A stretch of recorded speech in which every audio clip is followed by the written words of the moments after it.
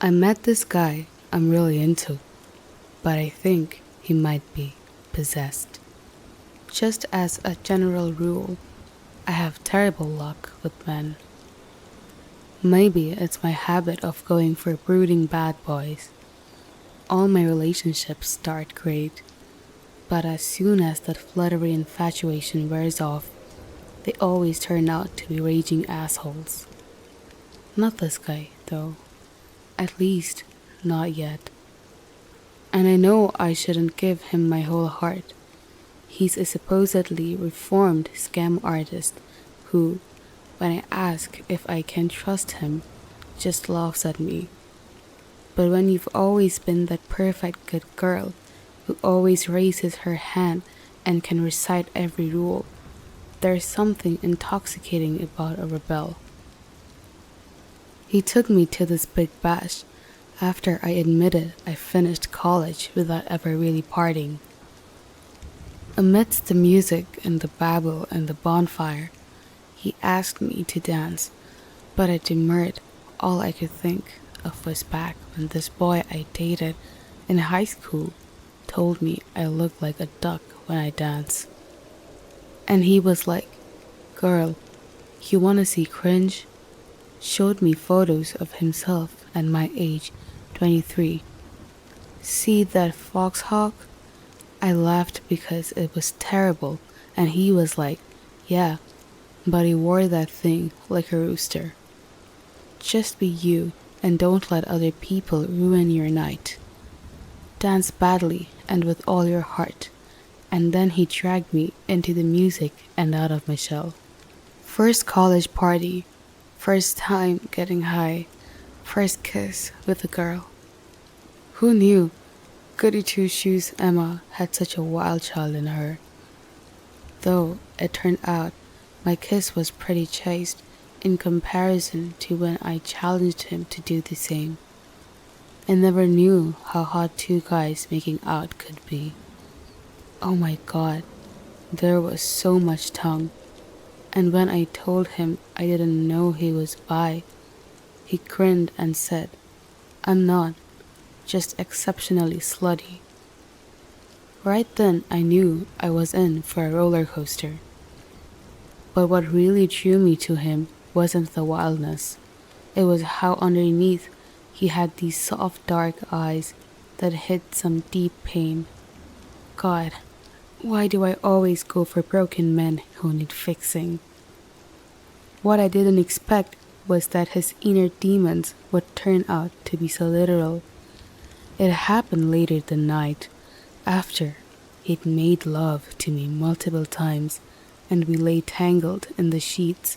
I fell asleep with him spooning me. But I woke up alone, the other side of the bed, cold. I patted the mattress and sat up, looking around, and then a man stood in the corner. My heart raced, then settled as I realized it was him, but something was wrong. He stood there, swaying slightly and whispering, giggling. I called his name, and his head jerked. "Not here," he growled. 6,922. Hehe. He's where you go when you sleep.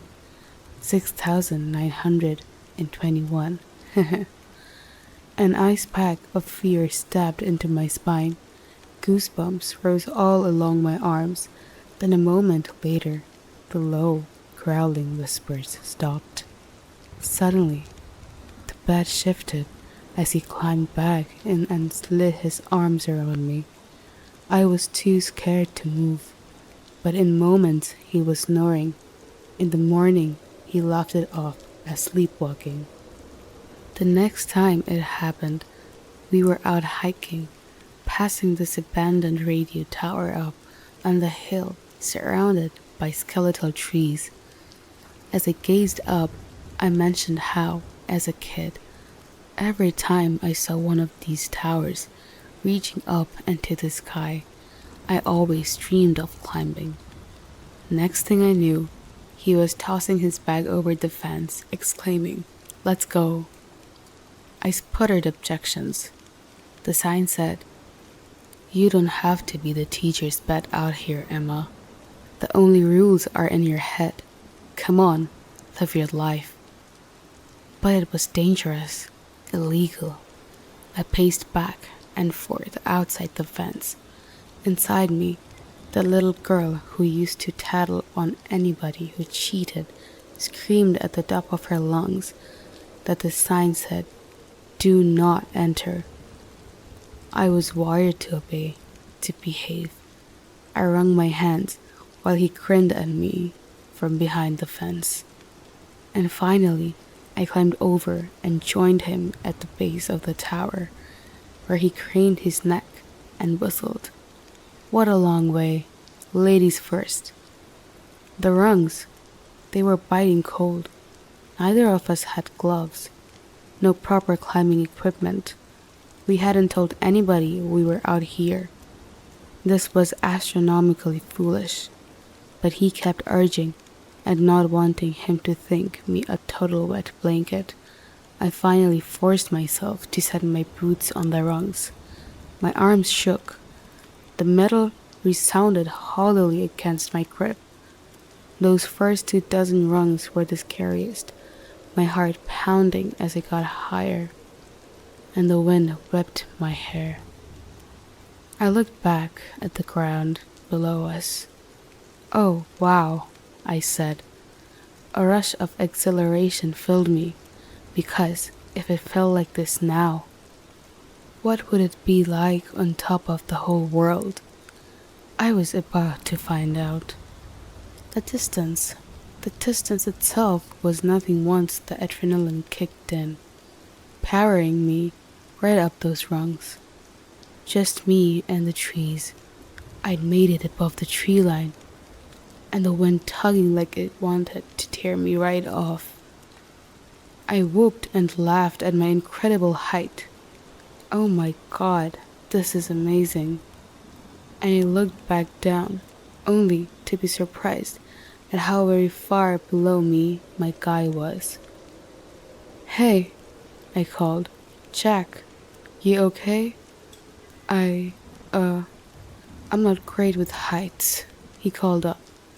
"What? Then why are we up here?" "For you, babe. For your dream. You got this." I hadn't realized I'd be climbing this tower myself.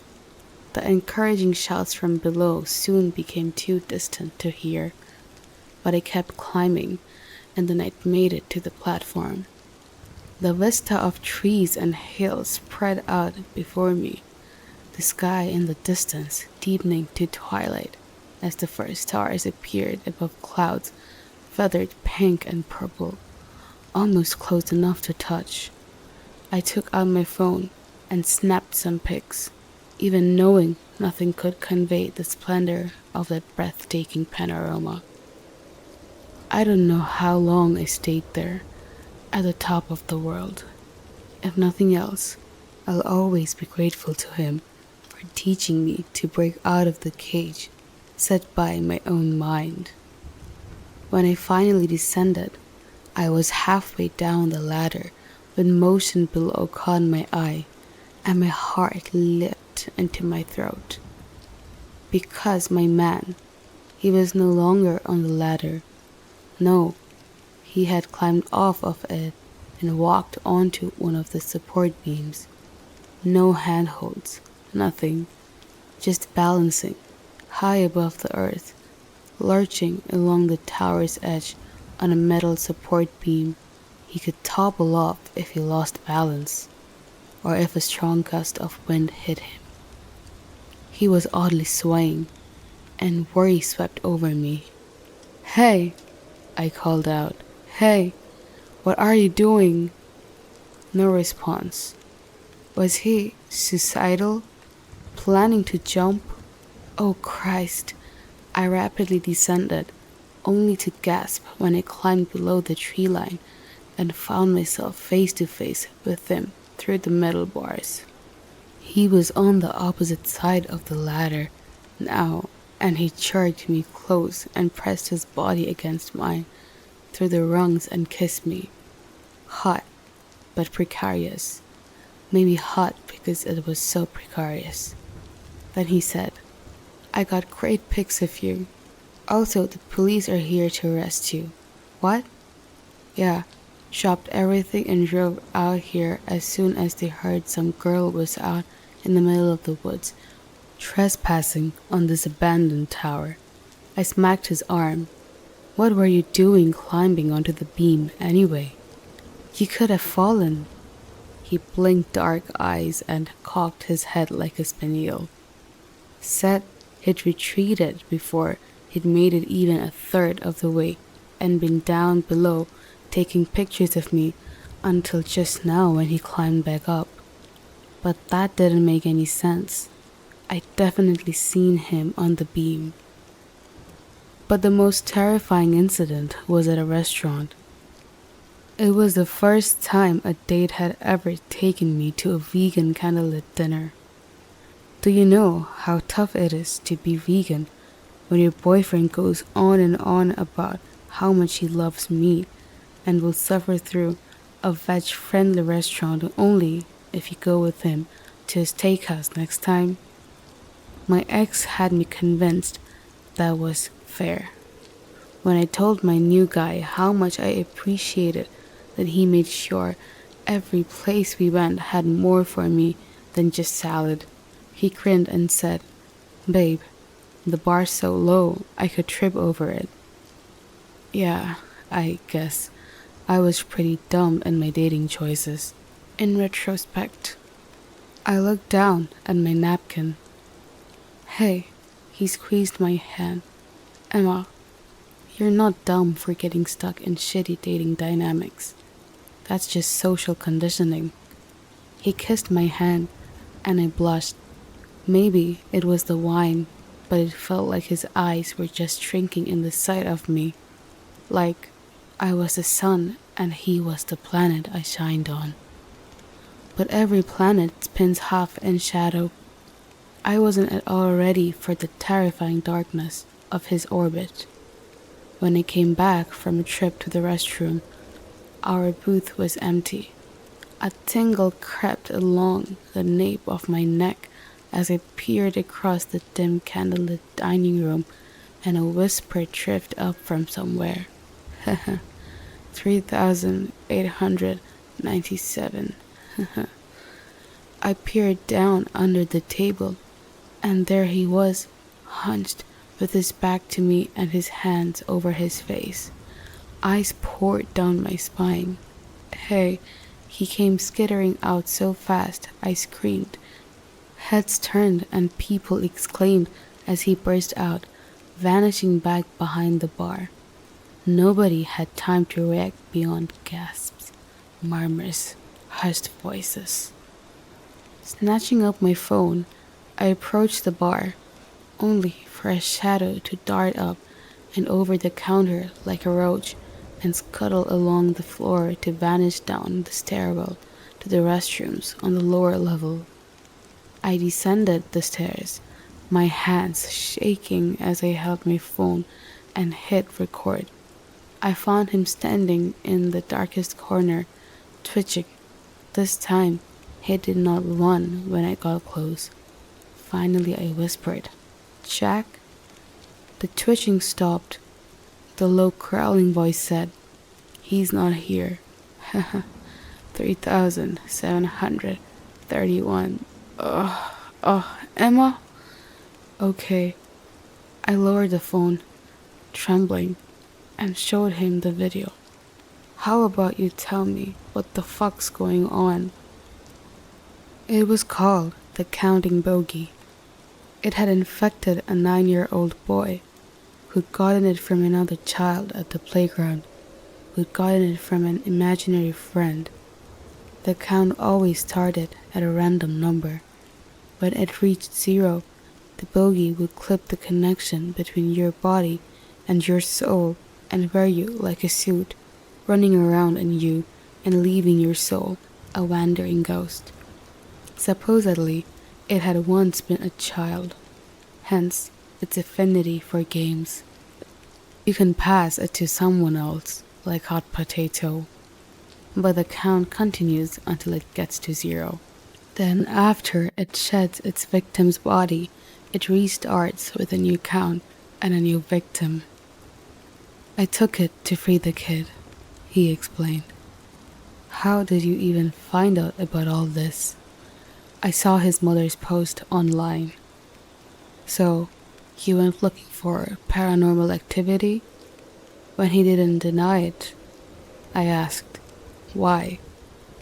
Before he'd met me, his camps had hired enough people to attract the attentions of a paranormal entity, a demon, he said. A woman who always wore red.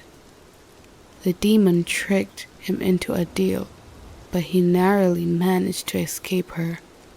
She lurked in his shadow, hoping for a chance to catch him ever since. Doing good deeds makes me less enticing to her, and also gives me practice exercising paranormal influences. As soon as he saw the mother's post, he knew phony experts would come crawling out of the woodwork, making bogus offers, so he contacted her. His plan was simple.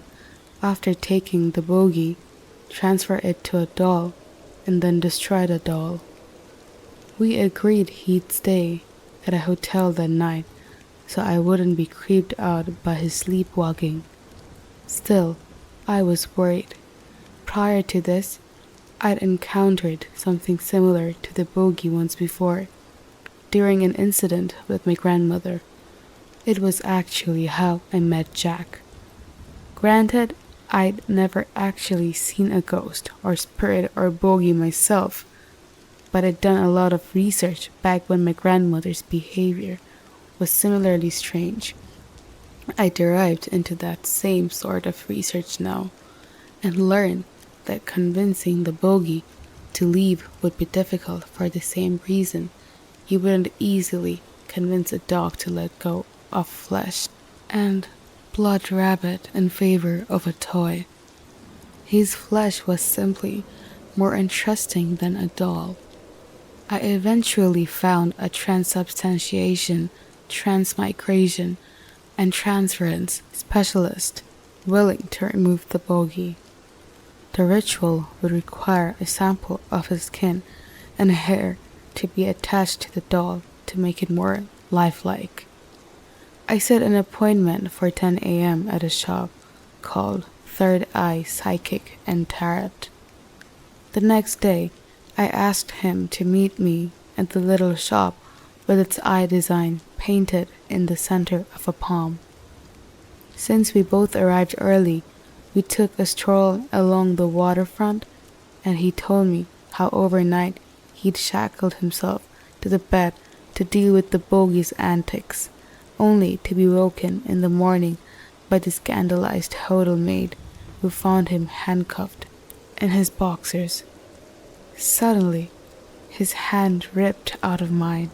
He scrambled backwards until he couldn't repeat anymore, slamming against the metal railing, an expression on his face I'd never seen before. Sheer, feral, absolute terror. "What?" I began. He leaped over the railing, a dangerous plunge of at least 2 stories down to the waterfront's lower level. A woman stood up ahead, her crimson gown fluttering around her like ribbons of fire. She gave me a sultry wink, and the hairs on my arms prickled as she lunged over the edge after him, her shadow moving first, a fraction of a second before her bronze legs swung over the side. I rushed to the railing, but didn't dare fling myself down to the concrete below. I had no idea how he'd made such an impossible drop.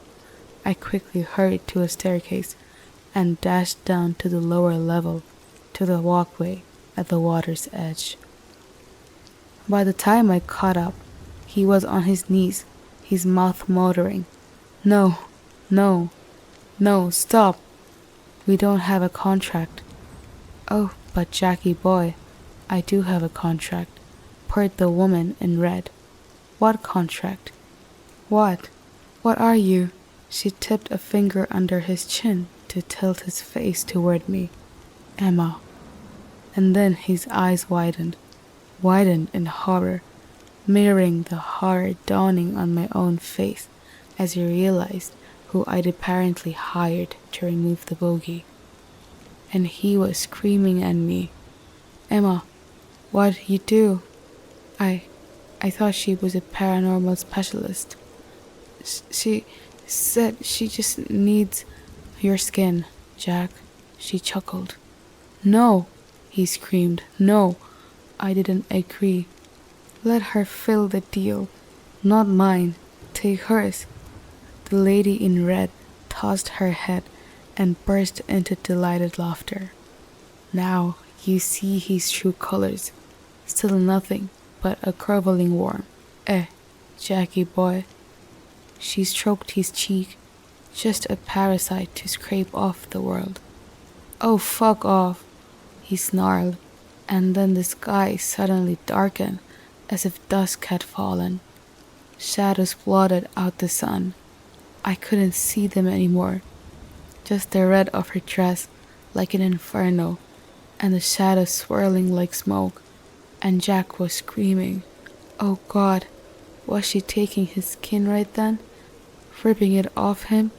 Screaming, and then the darkness and the screams and red were all gone, and I stood there by the water, shattered, alone.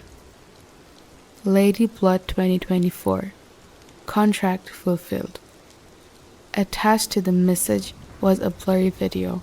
Gradually, it zoomed out so that I could see the burlap face of a doll, a sort of scarecrow, stained red and shiny wet where it was stitched with skin, light brown skin that I knew all too well from how often it had lain close to mine, and black hair hanging in curls over its button eyes. The mouth was only a gash in the bogey doll's face, and it leaned in close so I could see only the buttons as it counted. 17, 16. Its face swayed side to side in excitement. 3, 2, 1. The screen went black. Yee!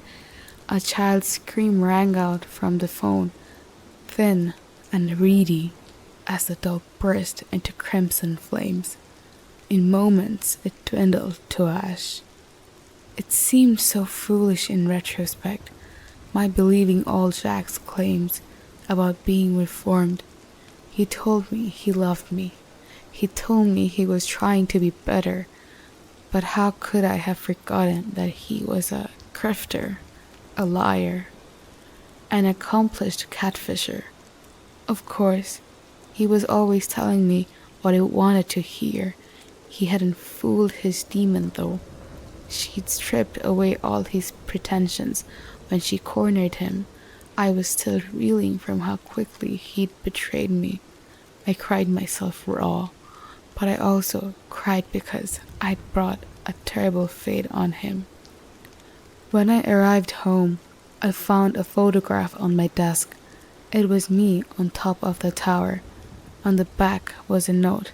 Good luck getting into grad school, and remember never to let the rules stop you from climbing to those highest heights. Wishing you the best, and sorry I was such a disappointment. Love, Jack. My heart pounded when I read it. Had he written it before or after the bogey was destroyed? Was he alive? I tried calling, but no answer, nor could I reach him on social media. Finally, I got through on a burner phone. Hello? Thank God, the person hearing his voice. Are you okay? Silence. Are you there? When he didn't answer, I said quickly, he owed it to me to talk face to face. We met the next day at the airport, where he flew in from wherever he'd disappeared. He looked like absolute hell, eyes red and lined with dark circles, and clothes rumpled like he'd gone on a bender and was only now crawling toward consciousness. Nevertheless, he was alive and intact, and I flung my arms around him. He grunted in pain. I asked if we could talk somewhere private, and he walked with me to an empty part of the terminal, and we sat in the generic airport seats, facing the large window glass, looking out at the flat sky and tarmac. I spoke first. Why did you disappear? Your deal didn't give her more than a chunk of skin, but she'll come for the rest of me eventually. I left because that's the only way to keep you safe. Actually, I had a whole speech ready for you, but he dropped his face in his hands. A better speech would be after I go to a bait and tackle shop, get a can of worms and pull one out to give to you. Tell you if you're gonna save a groveling worm, save that one, because at least it didn't sell you out. Jack, Emma, you could waste your whole life trying to fix the broken man you date. Your life is worth so much more. Go and live it. But when he got up, I got his arm. Because what if I was reading this whole situation wrong? The lady had tricked me into our bargain, knowing he would panic. What if our current conversation was her intention? Was she playing us both? After all, he and I were good together. Hell, better than good. By myself, I was always the anchor stuck in the mud. He was the guy who encouraged me to pull the anchor up and sail into storms, who believed in my ability to climb the tallest tower even when I didn't believe in myself. And I made him better, too. Being in my orbit threw him into alignment with my path as an upstanding citizen. Our story was like if the class clown and valedictorian met and fell in love. He taught me to cross lines. I taught him how to stay inside them. I made plans aimed at the future, while he reminded me that where we live is the present. And if I were the demon hunting him, wouldn't I want to arrange a fall from grace before he got too far in his redemption? Wait, I squeezed his arm when his dark eyes met mine. It was like every other time he looked at me, like I was a star that made his world bright. But he disengaged his wrist from my grip. I'm sorry for making that bargain with her, I said, voice cracking. I'm really sorry. It's alright. You probably saved my life. Kinda wish you hadn't. The counting bogey didn't seem a bad way to go. He gave a small smile. You know what scares me, babe? It isn't death. It's pain. I'm really, really scared of all that pain. That's what she feeds on. That's what's waiting for me. He paused, and a look of self-loathing crossed his face. And I'm sorry that when she cornered me, he shook his head. Anyway, sorry. That's why I can't stay. Goodbye. He disappeared into the terminal. It haunted me, that sad smile of his. That's what's waiting for me. Should I have let him go? Should I have fought harder to make him stay? But I'm certain he wouldn't have, because the next time I tried to contact him, his number changed. Like any good grifter, he all too easily disappeared, leaving no trace. As long as the demon is after him, I'm certain he won't let me near. And that's fine. Just fine. Because I'm going to destroy her.